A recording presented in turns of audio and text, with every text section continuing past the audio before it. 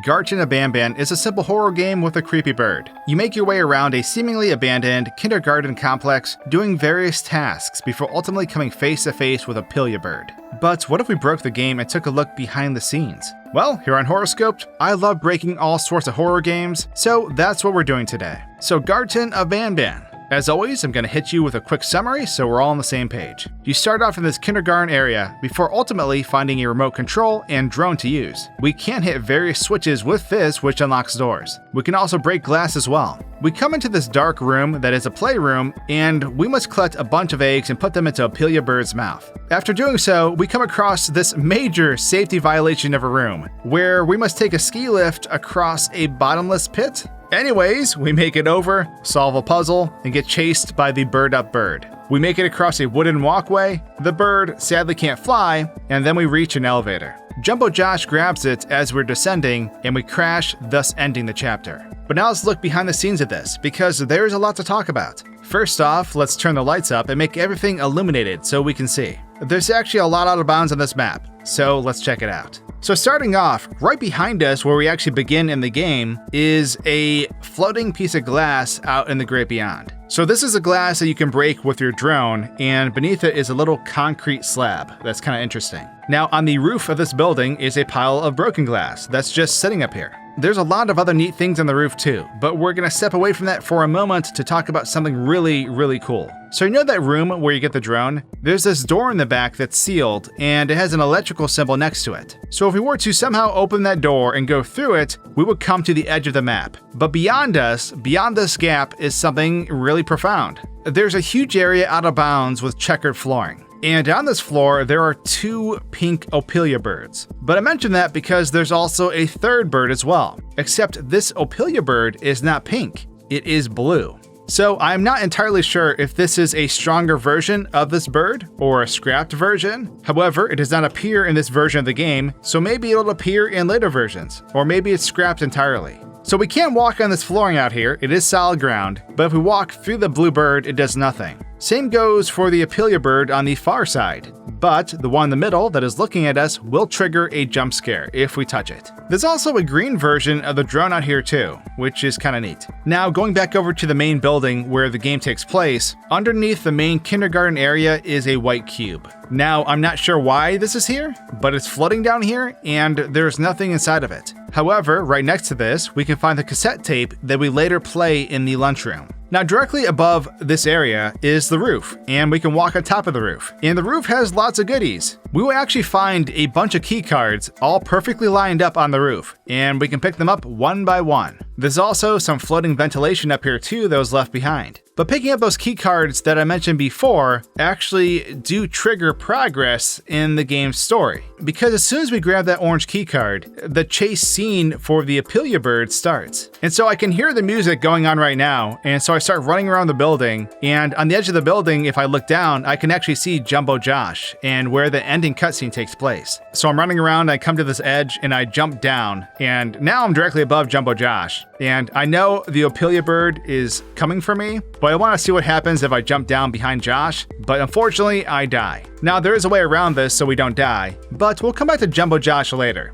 I have a bone to pick with that bird. So, as soon as we respawn, we actually spawn in the Opila bird scene. This is because picking up those key cards triggered a game save, so that upon loading, it put us where we're supposed to be when picking up the orange key card. However, before the bird can get us, we're going to spawn our character on the roof. And after a set amount of time, the bird begins to chase us, and its pathfinding cannot find us up here because we're not on solid ground that it is on. So the Opila bird just freezes in place. It begins to flap its wings while looking up at us, but nothing can happen. So something interesting is that up here on the roof, above us, floating in the sky, are more Opila birds. There's two of them up here. Also, down below, I kind of found it weird that the Opila bird has what looks like butterfly wings. It just makes this whole concoction of a creature that much more unsettling. So let's move our character now. We're going to put our character in the playground area. And what happens is the Opila bird tries to get to us, but it freezes in place because it cannot access the playground room. This is because there's an invisible block in front of us that prevents the bird from moving past this point. So the bird will always walk to its farthest point on the middle platform, but it is incapable of going back to where it came from. and the second we press the button, the bird gets warped behind us and jumps, falling down below. But then randomly, it gets pulled through a wall. So I went down there and the bird was gone, but I wanted to slow the game down so I could actually follow what was happening. So when trying this again, I realized the Opila bird can turn its head around 180 degrees, and it makes its neck look really squished and uncomfortable. And something else interesting is that if we move our character across this giant gap, well, the Opila bird will jump onto where it thinks the platform's at, and it'll just sit there floating in the air. It cannot move because there's no solid ground. Now at this point, if I slow the game down and hit the button, you'll see the Opila bird warp across the room and jump towards the ledge and miss. But now we can follow this bird down the cliff and see what happens. So as you see, once it makes it down into the darkness that is normally there, it gets pulled off to the side, and apparently it does make it beyond this wall. If we move the camera beyond this wall, we'll see a Opila bird just sitting here, waiting to be deactivated, and then eventually they unload from the game. A true bird up moment. Bird up!